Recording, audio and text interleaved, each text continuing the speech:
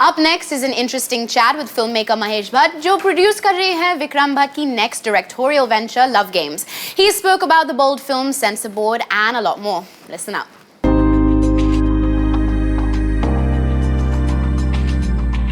विक्रम भट्ट साहब की 2 फिल्में बैक टू बैक फ्लॉप हुई थी। खामोशियाँ उन्होंने गोश्त डायरेक्ट की थी और मिस्टर एक्स जो एक बहुत ही एम्बिशियस हमारी फिल्म थी वो बॉक्स ऑफिस पे पिटी और कहीं पर वो उदास होकर कुछ टूटे हुए मूड में बैठे हुए थे और मुझसे कह रहे थे कि कोई कहानी मैं उनको दूं।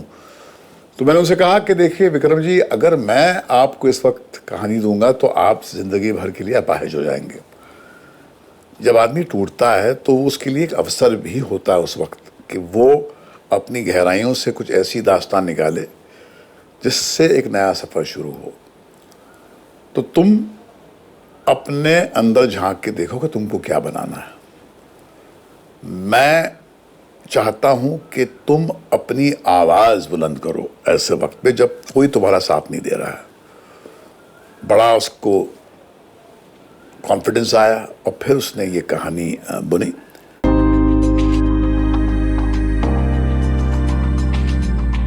लव गेम्स हमारी जो इरोटिक जो ईडियम की जो फिल्में हैं उसमें सबसे बोल्ड फिल्म है। ये एक निडर फिल्म है जो आज के हिंदुस्तान के मेट्रोज की नंगी सच्चाई को दर्शाती है।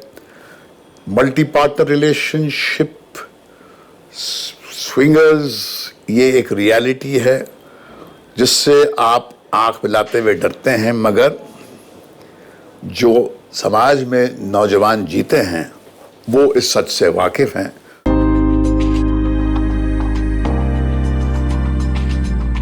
मेरी एक बहुत क्लियर सोच है कि मैं बैक सीट ड्राइविंग नहीं करता।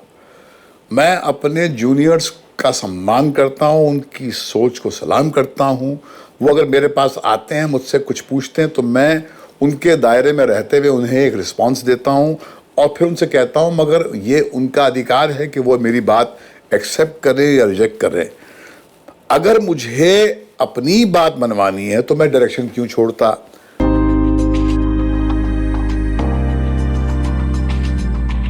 सेंसर बोर्ड का 1973 से आज तक का रवैया बिल्कुल नहीं बदला। जितना लगता है लोगों के बहुत क्रांति घट गई है, कुछ हम पता नहीं कहाँ से कहाँ पहुँच गए हैं। इंसान की ज़ात कुछ ऐसी है कि दूसरे इंसान को अपनी शर्तों पे जीने देता ही नहीं है। ये इनका जो प्रयास है, ख़ास करके आज की तारीख में डिजिटल एज में कंटेंट को मॉनिटर करने का बड़ा एक फूलिश एंडेवर है, क्योंकि आज की तारीख में सारा कंटेंट आपके घर में with a click of a mouse आपके घर तक पहुंच जाता है।